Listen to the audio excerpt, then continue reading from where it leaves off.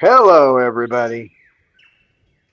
It's Cockatoos with attitude. And this one had an attitude, so I had to figure out how to get all the notes I had onto my watch, because my watch could only take about half of them. And then I had a brainstorm. Why not split it into two? Duh. Yeah, sometimes common sense just isn't common. Right, Cecil? Oh, he's looking at the door like you threw that clipboard out the door. I'm not happy about it. He is too. He's looking right at the door. I know that clipboard's on the other side of that door. Coco would have tried to dig a hole through the door. Uh-huh. She did it once. She dug a hole through one of the doors. So Oh, that's the Cecil, day. you're so cute. That's the day I learned how to hang doors because I'd never done it before. Because I had to put a new door in. What are you doing? Yeah, now he's kind of giving me the cold shoulder. Uh, KK wouldn't. He was so busy playing. He wouldn't come. I tried to get him 3 times, and he did what Cecil does. He hung on to the bar of his cage, and I said, "Okay, well, I guess you'll be in there because he only gets to come out at this time. I'll try again and after the meeting, so he can come out for an hour." But he was adamant. I'm going to play with this toy, and that's all there is to it. This one's been played. He finally has accepted the rattle ball, but I mean, he throws that thing around for half an hour when you toss one in there. He just has fun tossing it. And he's not afraid of it anymore. He just loves playing with it. So that's all you hear for about a half hour is wham, bam, rattle, rattle, rattle, shake, shake, shake, bang. Hi, I'm talking about you. He says, I'm sleeping.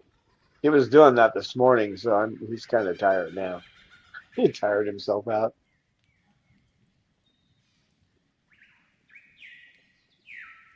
Sugar.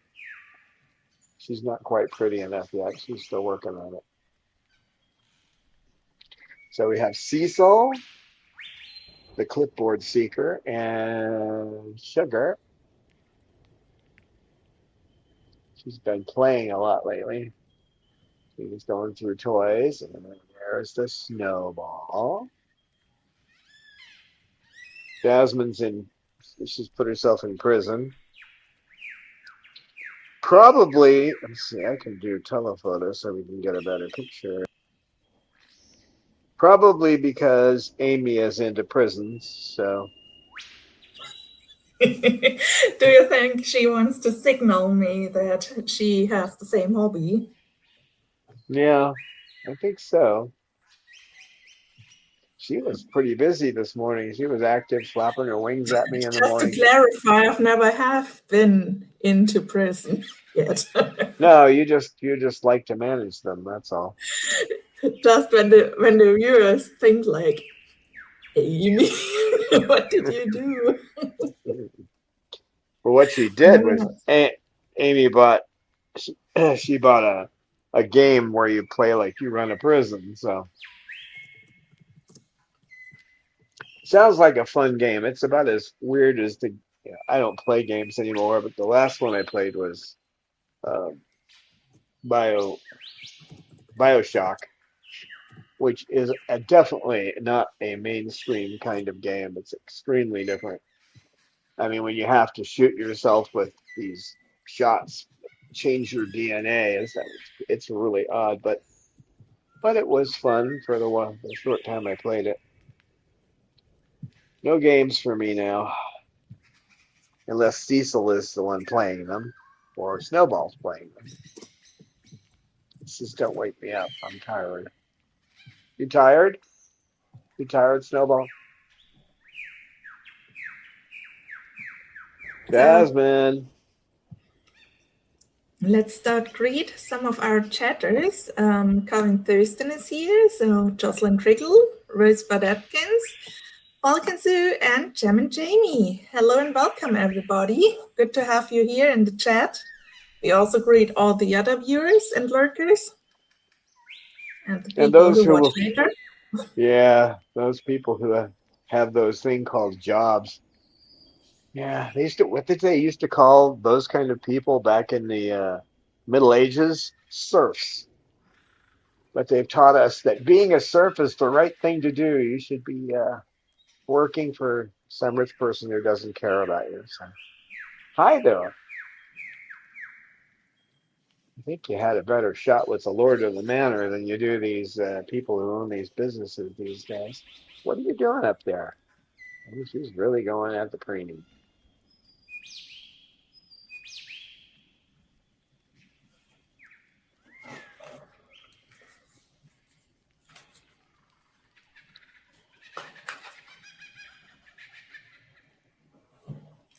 Beautiful shook shook. So we're going to talk about cockatoos today, not just as, companion animals or an animal that screams in your living room or gets upset when you take the clipboard and throw it outside the door so he can't eat it. Um, but as wild creatures, beings that live in the forests, right? Because I've never seen a forest. Pictures of it, maybe. We're in the desert. All I see is weeds outside. Pretty much, that's what he sees.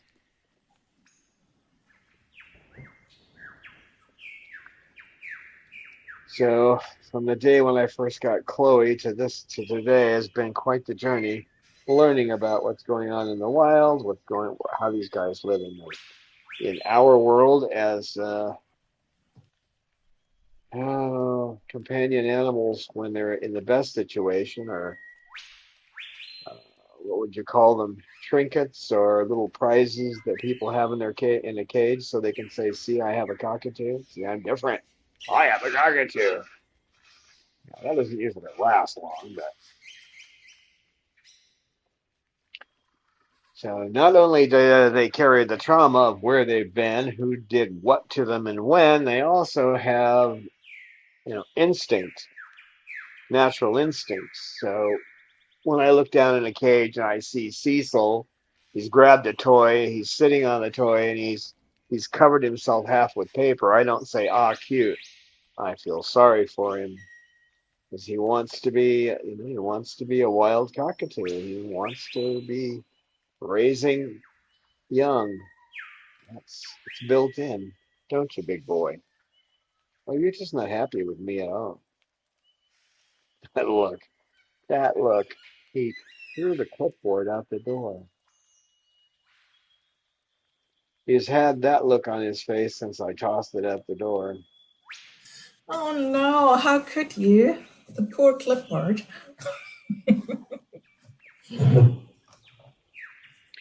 So, cockatoos and other parrots, they don't just teach us about how to care for intelligent, smart creatures like them. They also teach us about how to survive in desperate situations. Being in a cage a lot of the day is a desperate situation. How to convince the human to give them the particular food that they want, or take them out more often, that kind of thing. Um, and with a little luck, we might actually learn how interconnected we are with the outer world. We've paved the ground, like George Carlin said. We've How did he put it? He said, "I love America," and the way it used to be before we had malls, and next to the malls, strip malls, and then convenience stores. Or as Joni Mitchell said, we paved paradise and put up a parking lot.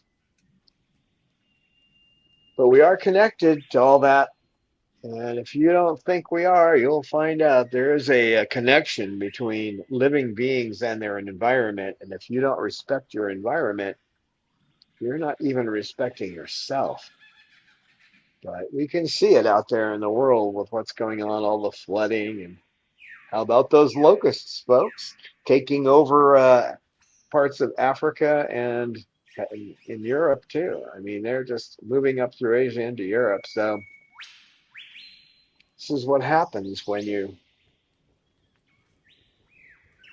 keep messing with the environment. So,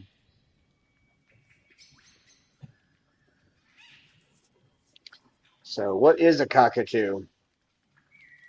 Well, a cockatoo is a parrot, which means that the name for our sanctuary and the Chloe Sanctuary for parrots and cockatoos is redundant because a cockatoo is a parrot, but not all parrots are cockatoos. You know? To draw the Venn diagram for that, for those of you who are into that kind of thing, um, they're members of the order Psittaformis. I'm so glad, darn it. I'm not supposed to be getting any kind of messages. Let me see if there's something. Yeah, the focus disappeared. That figures. I'm trying to talk and I'm getting stupid messages. Well, I mean, they're from companies, not from people. That's why they're stupid. Uh, macaws, conures, they're both in the Psittaformis group, but these guys, Cockatooidae, they've got this funny looking crest. Actually, it's pretty. Isn't that a cute crest? Are you gonna forgive me yet for tossing that out? Here, I'll bug you by handing you. How about tossing a toy over your head? Huh? You want a toy up there? How far do I have to lean? Oh, okay. Oh, Shuggy. Shuggy Ooh, I says, could let's tell. talk about the Moluccan cockatoo first. Yeah, yeah. Well, they're vanishing in the wild. So, yeah, and their crests are like emotional barometers, right? When they go up, you know that the weather is getting stormy. It could be good or bad storm, It might be wonderful spring rain or a hurricane might be coming. You can't really tell, but you know that there is a storm coming when you see that. Doop, doop, doop, doop. And I know you don't like it when I hand you stuff, so let me hand you something else. Try to get you out of your mood. And sometimes they put those crests up when they're just trying to look fabulous. They're really doing it because that's part of their display. So if you've seen a full-on mating display, it's pretty amazing. Mander does a good one of those. He gets out later today, but actually he might be able to tolerate the group in here right now. He's not too fond of Snowball, but it's not like KK's in here. Maybe we'll bring in Mander. What do you think? What do you think? Hmm?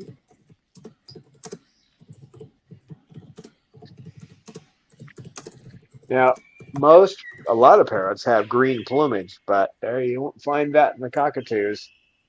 You'll find white and pink and black and gray and sulfur tones, that kind of thing, but you won't find green. And something that you don't find I mean, there's a tiny bit of it in some of this other species, but you don't find powder down like these guys have. You don't find that in a macaw. And they have special feathers called a semi-plume where they produce that. And I know because I got to blow out a whole bunch of it today. Every 2 days, I need to take the fans outside, those big fans with the filters on them, and blow it. What it looks like. You want to hear that song? It's beginning to seem a lot like Christmas. Um, because there's a lot of dust in these guys, clouds of it. But I think what really sets them apart is their emotions. They are social birds, and their emotional responses are to anyone who knows them. We don't know what their emotions are, but you can tell when they're having one. You know, I could tell when Cecil was looking at me that he was not happy about me throwing that clipboard out. He's over it now. He's going to go play, do something. But he was sitting there like a child that just had their toy taken away from them. I'm sorry, Johnny, but you can't play with that rattle anymore. You're too old. That look. Oh. And when something happens, one of them will get set off, and the other ones all go off. It's like emotional tuning forks, right? Because one of them goes, and then all the other instruments in the band that have strings go on. So you hear that all around, rat, rat, rat, rat, rat. They take off. They're my best doorbell. I have one of those turn doorbells. Those electronic ones don't work. So, if I don't hear it, I can hear them because they know what just happened, right, Cecil? I bet we could get some action out of you if I brought that clipboard in, but I would like to keep it. I would. I'd like to keep it.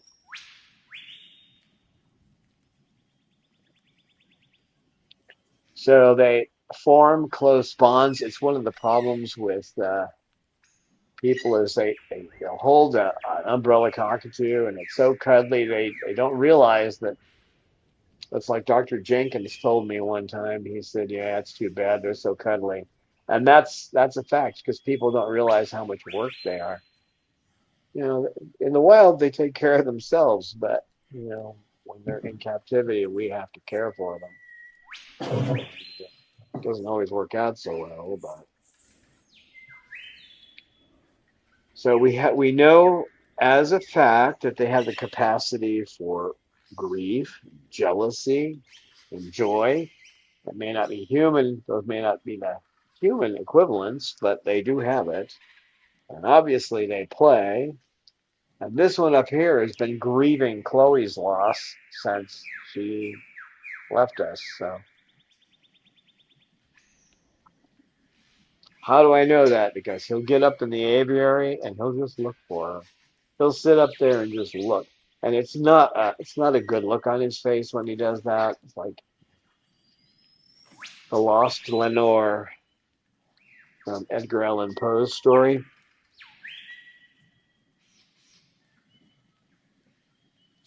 And while they're definitely not people and they're not kids, I don't like that name FIDS, the feathered kids, because they really aren't. I mean, kids are often irritating. These guys are not naturally irritating, but they do have their specific species needs, and they are high maintenance. They kind of remind me of if you remember Meg Ryan in When Harry Met Sally, and Billy Crystal looks over at her and says, "You're high maintenance." And she orders a salad, but she wants to make sure it doesn't have this in it, but it does have that. And she wants the salad dressing on the side. So he starts calling her high maintenance. These guys are high maintenance. And if you don't maintain them well, you'll end up with something that's um, similar to an ancient Roman harpy, and it's not their fault. They have, thank you, I wanted that. She threw the toy at me. this one, he has to hit. He basically has to hit people or birds or whatever with some kind of a toy. He has to do that occasionally. If you don't let him do that, then he gets really out of control. So I taught him to hit me instead of hitting the other birds. He hates it when I give him a toy, but he's going to prove me wrong now by actually holding on to it. Yep, there he goes. He drops it. All right, I'll put it on your head. You want to wear this?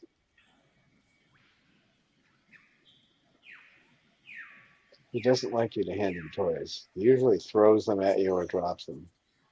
He's going to hold on to that one. That's just to prove me wrong. He'll do anything to prove me wrong, won't you?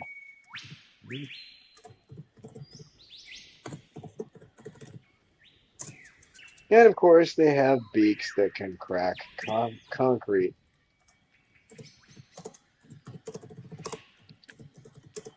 And people always talk about you hear people say, "Oh, when when the dinosaurs disappeared, or when the dinosaurs were gone." No, they were never gone.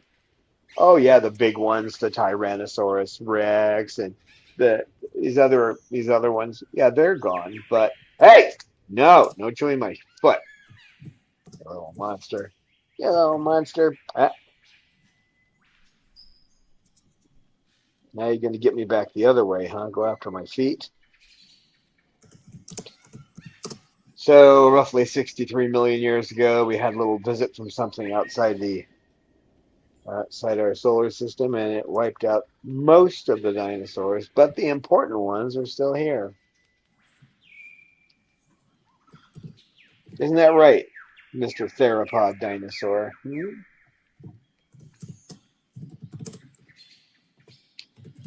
So the best we can tell, about 30 or 40 million years ago, these guys diverged from what we would call a parrot, just a regular parrot, or a true parrot, and they went off on their own way.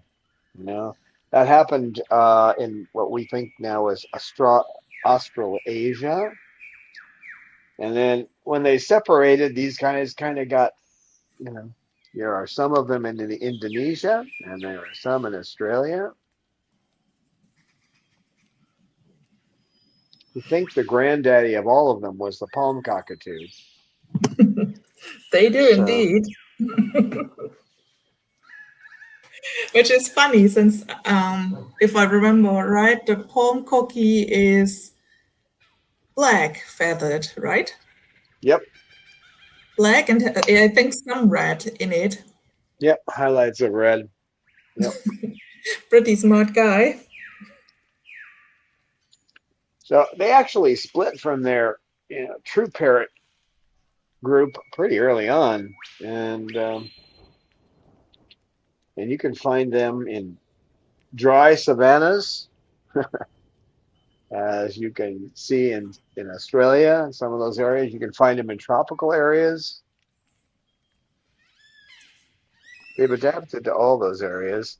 These guys are used to temperatures right around 85 in the afternoon or during the day, and no more than 76 at night. And they're equatorial too, which is also kind of funny because you hear people say, "Oh, they need a certain amount of sleep," and then it's like, or it's going to trigger what? Because if they're from the equator, there's no way that the time in the daylight triggers anything because it's the same every day. These darn people who live away from the equator, they think there's such a thing as longer days and shorter nights, but not for the cockatoos, for most of them. The ones that are in Australia, though, they are a little more tied to the light patterns, like Bob and Pippa. But umbrellas, nah.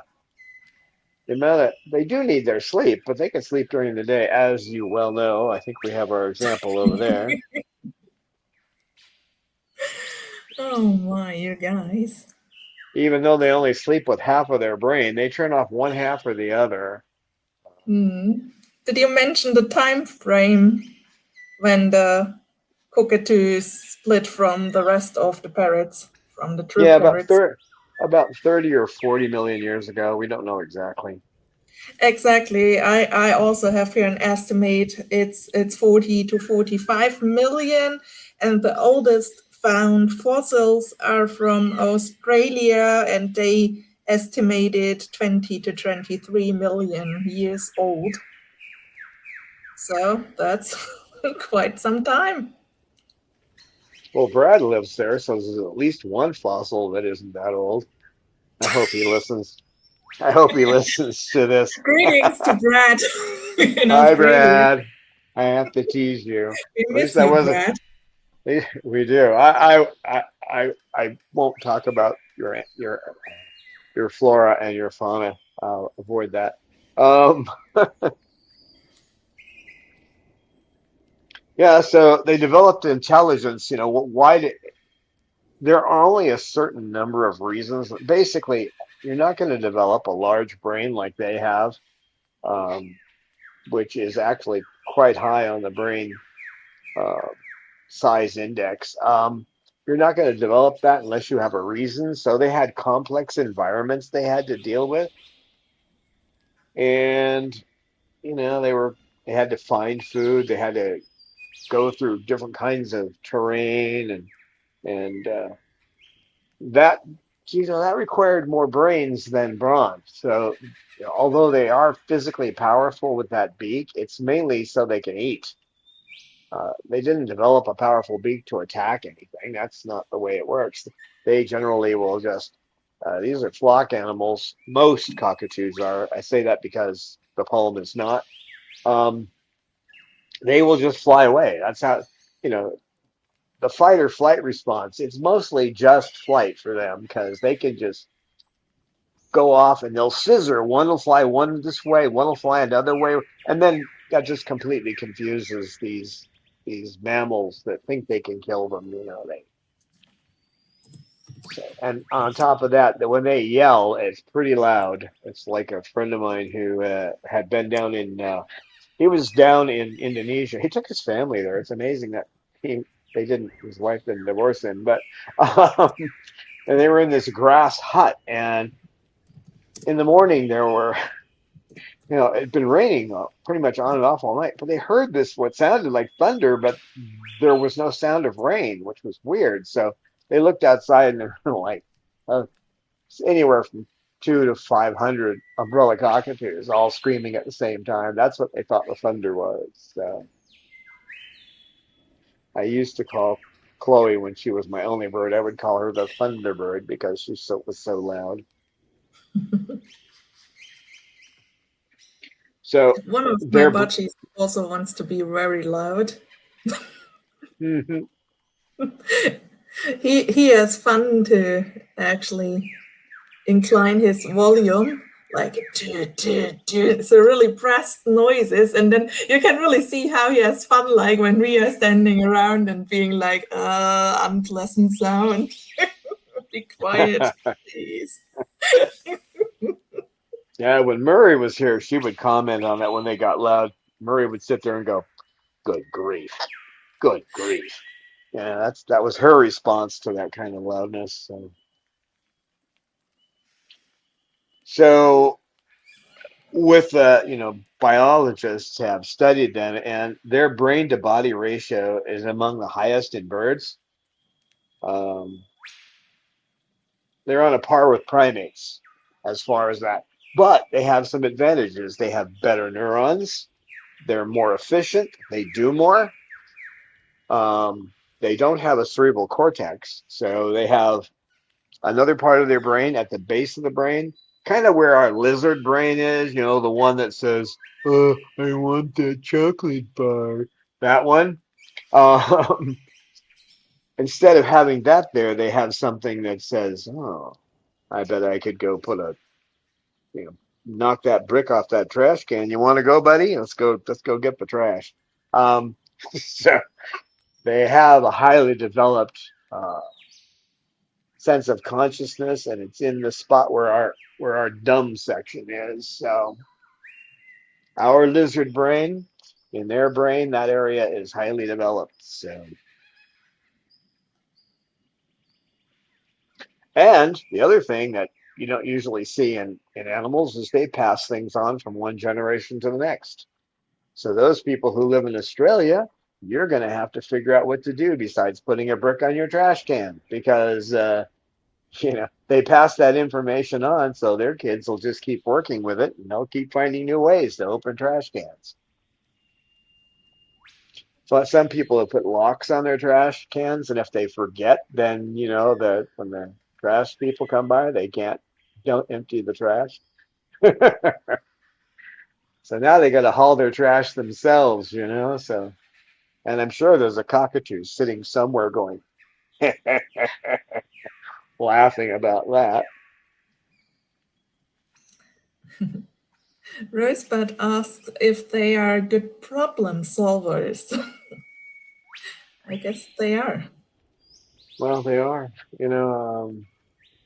They're amazing. It's like that study they've done up in Austria with the Goffins. They said that their problem solving skills are better than a 6-year-old child. And of course, 6-year-old childs aren't that great at problem solving, but I mean, is a 214 stage lock. One of these guys was able to open up. Got to move this and then that and then this, and it has to be done in a certain order. Figured it out. That's a lot to do for a cashew, but yeah, I've got nothing else to do. I'll do it. And their social structures are complex. They don't have the pecking order that you find with chickens or something like that. There isn't one in charge. So when you hear somebody say, "Oh, don't let that cockatoo on your shoulder, they'll become dominant," then you can just look at them and say, "That's male bovine excrement." Because it's not true. They don't have that kind of order. They do have territoriality, so you will see them sometimes, if they've got a nest or something, they'll fight the other birds away from the nest. But it's not like it's more of a game for the one doing that behavior, the one that's coming over to mess with them. It's more of a game because they understand what the rules are. And a lot of us don't, and that's where we get in trouble, right, Cecil? I'm not supposed to throw the clipboard out of the room. Here, I'll put that on your back. You want another one? Yes, with the Cecil. So evolution has evolved them to be uh, survivors, but that's no guarantee of safety. One of the things is at night they don't see. Once the lights go out, that's it. Now, if there's a moon, they can see, but when you're talking about uh, a new moon, when there's no light coming in from the sky at all, except for the stars, they don't see. So if there's a snake that gets up in the tree, something like that, the only solution they have is to fall. And that's what they will do. They will fall out of a tree, which is part of what happens when we have a bird that has a night fright. That goes back to that falling behavior. If they think they're being attacked and it's dark, they will fall. So, and then if you've got a bird with night fright, it's usually an hour, hour and a half, 2 hours trying to calm them down because they think they were being attacked.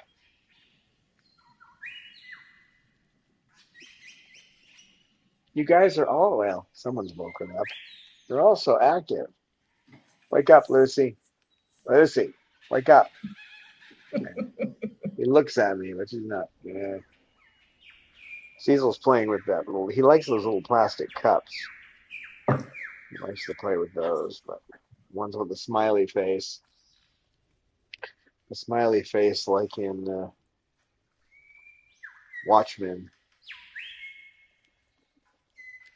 He's been messing with the. Been watching the Watchmen movie or what? No? So their natural habitats, they're found all the way across Australia. not we did have that huge fire a few years ago. I say a few years ago because I have no sense of time, so deal with it. And it wiped out, they say, 1 billion animals. So, and my friend that lives there said that some of these fire tornadoes were like 30 meters tall and 90 feet in the air, and just wiping out habitats. Do you have to put that on my shoe? Did you have to do that? Hmm? But they're in Australia, they're in Indonesia, New Guinea, and parts of the Philippines. Okay, that's basically it. Each of them is carved out a niche in the environment.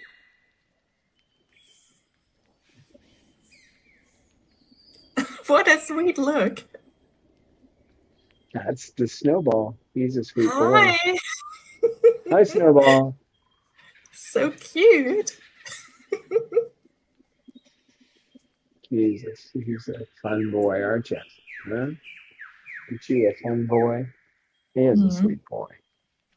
Maybe he wants to learn more about where the Moluccans live, as Snowball is known to be a little pink bird stalker. He likes to watch them. I don't think he likes to eat clay, though. Um, some of them live in, dry, scrubby brush. Other ones, live in the leafy canopies of the tropical areas. So, they have varied habitats. The greater sulfur crested, lives in the eucalyptus woodland. So in Australia, what are you doing up there? Are you preening now? Are you preening now?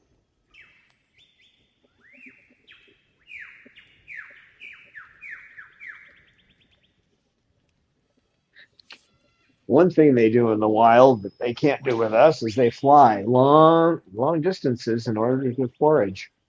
Foraging is something that they do, and they'll use tools too. They're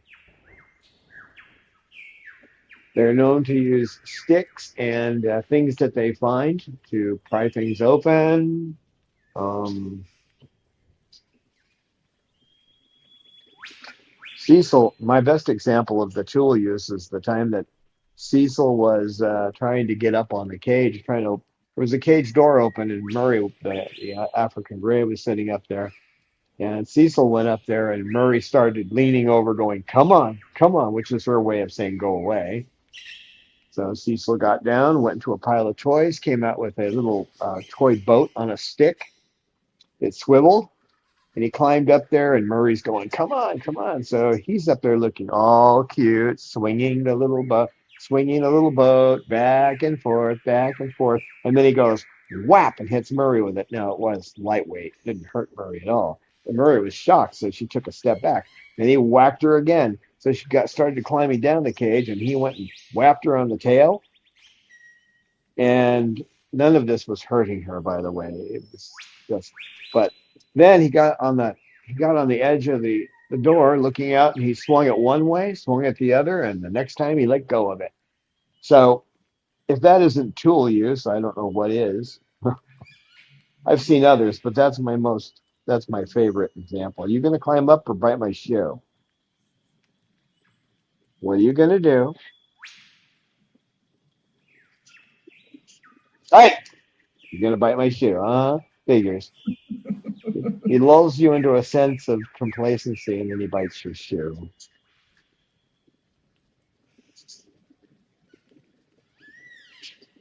So a cockatoo in the wild might spend most of the day, just trying to find ways to survive, finding food, dealing with taking care of their young, that kind of thing. So when you see a cockatoo in a cage looking, I'll use her as an example over here. Zoom a bit. When you see a cockatoo looking bored, in this case, she's not really bored, she's just sleeping. But when you see that, Yeah, they're understimulated. Okay, which is to say they're not getting the kind of stimulation they would in the wild, which is pretty much going to be the truth in captivity all the time. But Yeah, it's the same for a human. I think they also get not necessarily understimulated, but stimulated with the wrong stimuli. I mean, when you spend most of your day in the forest or in nature, apart from lots of human, just really having the nature influence, then you're rather calm and in a good mood in the evening. Well, when you're in a really huge office with a lot of other people and there's a street with high traffic next to the window, isn't that pleasant, isn't it? no, it isn't. I have to disappear for a second. I'll be right back. Put on, I guess I'll put on the video. Do we need a sugar video? Sugar video is what I'm trying to find. And I can do. Shall I start? yeah, go for it. Hi.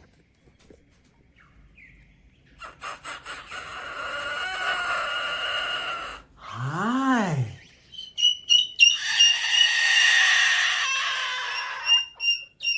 Hi.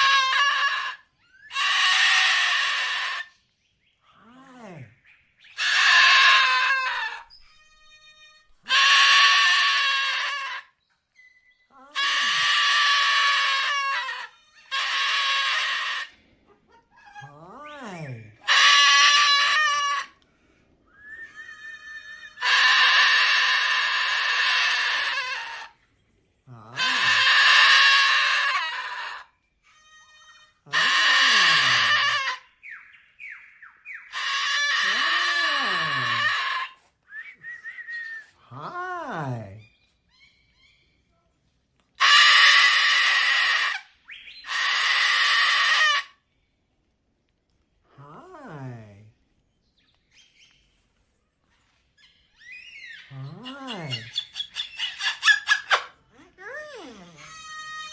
Hi. Hi. Hi. Hi. Hi. Hi.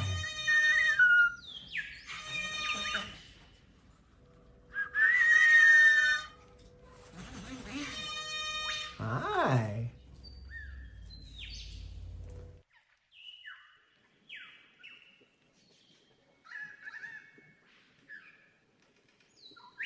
Hello. Hello. It's a sugar bird. Shuggy, does Falcons say you sound like a raptor? Who sounds like a raptor? This one sounds like a raptor? Yeah. In that particular video, she does. Sounds a little bit like a chicken to beginning. Sometimes she makes what sounds like a rooster sound. Such a good Shuggy bird. She got me trapped now. Didn't you, sweetheart? I don't usually pet your beak when we're doing this, and you know it.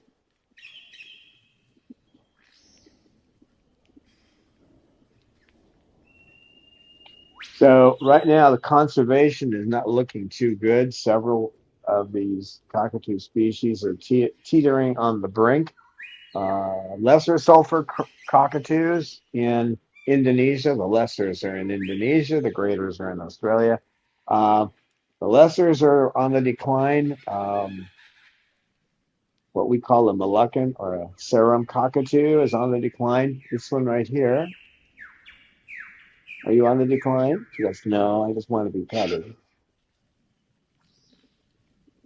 The what's the name of it? It's a black cockatoo with a red tail in Australia. That's on the decline. That was because of the fires too. So, um, palm cockatoo is also endangered.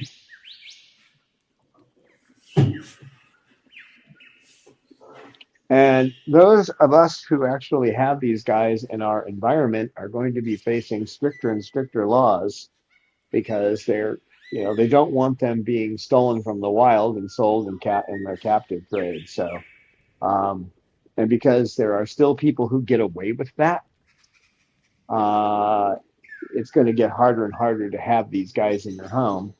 So Mhm. actually, if people who had these animals in their homes were smart, a lot of them were raised in the United States, so they're not allowed to be smart. They go to the public fools. That's what my friend called one of my friends called the public fool system, which teaches you to be ignorant. Um, they think that by just kind of hiding in the corner, they can avoid problems, but the right way to do it is to form an organization and start to license these guys and to require people to take minimum classes in dealing with them, you know. But they'll learn in the long run. They don't want to do that, so they'll learn in the long run when somebody comes knocking at their door saying, you can't have that. In California, they had a similar problem with, of all things, auto repair because there were so many crooks in auto repair. So it looked like they were going to really crunch down on these auto repair places. So what did the auto industry do? They created what was called the Bureau of Automotive Repair, and they came up with their own standards, and that way they kept the government off their back, and they eventually became a part of what regulates it all, so that you get quality auto care. Well, there you go. That's the plan, but we won't see the bird people doing it because I've tried and tried to get people, and smarter people than me have tried, and they're just all afraid of regulation. Well, the people who do falconry, they're not having their falcons taken away from them, and that's been regulated for I don't know 30 years or something. I don't know, maybe longer, but because that goes all the way back to England, the regulation on having birds of prey. So I've given up on trying to get people involved in that because the answer is always, oh, we just like the status quo. Well, it's not going to stay that way. I can guarantee it. Oh, Judy, do you want to have just qualified caretakers? You know, these ones are declining terribly fast. They're only on one island, the island of Seram, which is why the true name for them is the Seram cockatoo. But, It's you know, probably also the biggest island. I read that some small islands around Saram, they are also present. But the fun thing is they are not the only birds on the Moluccan. They are the ones on the South Moluccan Islands, and in the North Moluccan live the umbrellas, cockatoos, yeah. strictly separated from the Moluccans or Sarams. Well, the Moluccans are good at separating. Now, if you look at the umbrellas, that's what you see. If you look at the Moluccans, this is what you see. you know, they, they're The into thing the is only that separation. they share a common ancestor, and probably because the sea level has risen in one time, and yeah, the islands drifted away from each other, so they couldn't do island hopping anymore, and therefore there were suddenly two groups of their common ancestor, and then the one developed into umbrella, and the one in the south developed into Sarah Moluccans. It's really fun to see that. Once they were equal, and now Hi, sweetie. I know. I will pet your beak a little more later. Okay. And you would think that the greater sulfur crested isn't in danger, but anytime human beings start calling an animal a pest, because we grow these big crops, and that's just free food for the cockatoos. So now we have to be concerned about what these farmers are going to do. So they're endangered because humans are calling them a pest. And we know what happens to animals when humans consider them the pest. They get on that long list of there used to be. There was one. There was the Carolina parakeet, and don't make. And when I say parakeet, I'm not talking about a budgerigar. Okay, it has to do with the shape of the beak. These were fairly large parrots in the United States, and these lovely people who like to kill things just would shoot one of them, and when they'd come down to try to, the other ones would try to help their friend, and they'd kill them all. And now there are no Carolina parakeets. Thank you very much, American people. That's the kind of thing you like to do. I know when I first have read that story, I was completely baffled and didn't know what to think. But that really shocked me. That Oh, basically, yeah, in North America, so when the white people came, so first thing they did were basically causing the extinction of a parrot, and I was like, okay. yeah, they're good at causing extinction of things. It's been like that since the beginning here. Unfortunately, we don't like you. We'll chase you off the continent. What happened to Mexico? They attacked Mexico because they wanted it. They didn't quite get Canada. They tried to do that, and they chased all the natives away. But you That's said tried like it is in the past. yeah, it hasn't changed. Um, so unfortunately, when you see an animal being listed as a pest, then no matter how much you want to conserve it, you're dealing with, human beings that only care about themselves most of the time. But we are one with our environment, and if we keep killing these, the world around us, then we're just killing ourselves. So Mm. that's been the fate of too many native uh, species. So the main problems are deforestation, like the palm oil trade and logging, mining operations, urban development, and yes, illegal trapping. We know there's one guy who does this with all kinds of animals. He takes animals that are on the extinction list, and then he traps them and he sells them to like millionaires and billionaires. We know who he is. And we have this death machine called the CIA. They don't kill people like that. They let those people live. We know who he is, but no one's done anything about him. So, That was quite the rouse, Mr. Cecil. And Shuggy, I yeah, think she wants to be preened. she's hoping to get him to preen her. Yeah. There are protections. There's the IUCN Red List, and that's a protection. We have organizations like the Indonesian Parrot Project, which was founded by Dr. Metz. Um, he's not with us anymore, but it's still going strong. I've talked to Barbara, who's still connected with that organization, and they're still doing well. They're protecting these birds in the wild. They're stopping the people from, what they do is they cut the tree down, then they take the babies. So they're catching these people and giving them the opportunity to work for $25 a week, which is more money than they've ever seen. What's the job they do? It's rehabilitating these guys and getting them back into their flocks. So we do have organizations like that are helping. But as far as government, the enforcement of these laws is inconsistent. And the inconsistency is because you can slip a few dollars into some political hack's pocket and you can get what you want. That's the way it works. So until there's some accountability, until we actually have people who stand up for animals who are in positions of power, which is unlikely, we're unlikely to see a lot of consistency there.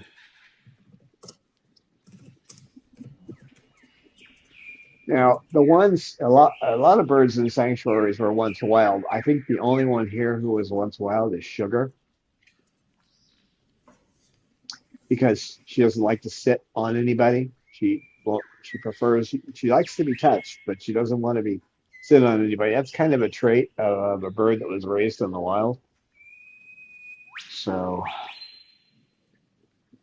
But a lot of these birds up here will be children of birds that were raised in the wild.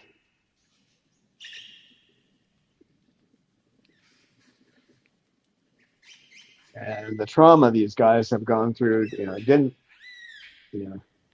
it didn't come from the wild. It came from us. So, as in human beings. Some of them are so traumatized they're sleeping, right?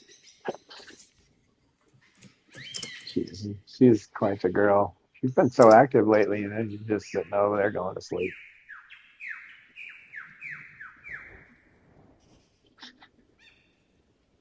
So where are we going to get any hope?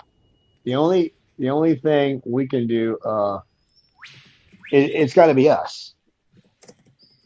First, you don't support any wild caught birds. That's obvious, but obvious, you want to make sure that any bird. Now, if you're going to a rescue and they have a bird, it might have been a wild caught.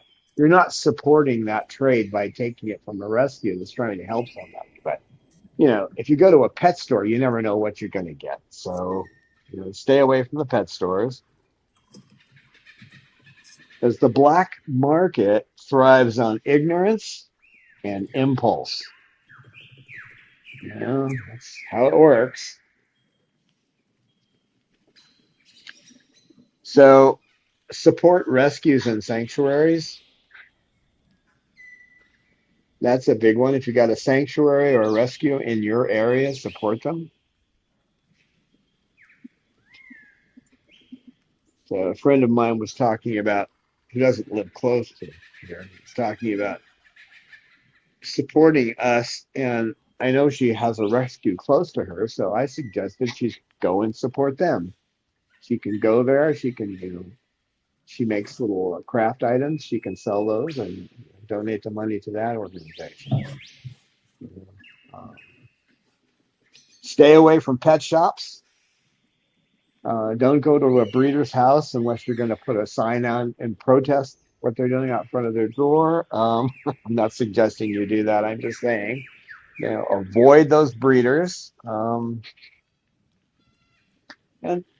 share what you learn, share what you know with others. Right? I remember sharing. We're about done here, but I remember sharing with someone who knew nothing about birds. This lady knew nothing about them, and we talked for about an hour about them, and she was the one who sent me that story about the girl who was left in a room by herself. The woman would put like food on the floor for her, but never put any clothes on her for 7 years. She sent me that story. So obviously, talking to someone else can have an effect. So, and when someone says to you, "Oh, I want a cockatoo because they talk," or I want any other bird. I love that color of macaw. Explain that birds scream, they mourn their dead, they bond, and they suffer. Okay, and then a lot of people who get them suffer because they got them without realizing all the things that come along with having one of these birds. It looks easy when you see me hanging around with these guys, but it's work. Cecil, are you going to go after the shoe now? So anyway, do what you can. I mean, there are organizations like the World Parrot Trust. They do some good. Um, Even the Zoological Society of San Diego does some work with birds. You can donate there and put that, say, I want this only to go to avians, and they'll do that. They'll make sure that it only goes to their avian conservation. Um, but passing the word on to people to protect habitat. Stop with the shoes, you big monster. Um, they've got to have habitat. These guys, they roost in when they are going to raise young. They find they find holes in trees, these knot holes, right? And then they go in there, and then that's where they raise their young. When they don't have those anymore, what are they going to do? So support groups that really support not harming the environment and reforestation and stopping deforestation. It's important. So thank you, Amy, for moderating. And Yeah, we're thank out of you for time. the topic today. It was so interesting.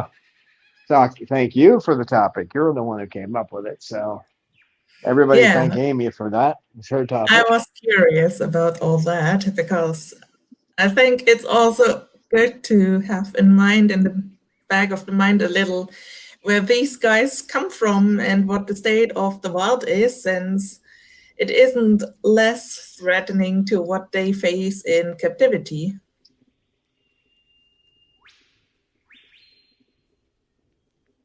Yeah, it'll be a sad day when these guys are gone. Mm. Well, guys, thanks for being here. Thanks for always supporting us. And we will see you next week. Bye-bye. Bye.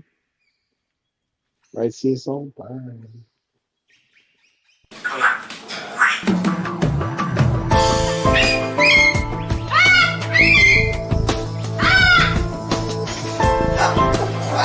Science knowledge only adds to the excitement, the mystery, and the awe of a flower. Evidence is evidence. It's public. Everybody can look at the evidence and assess it, and eventually, if there's enough evidence, come to the same conclusion.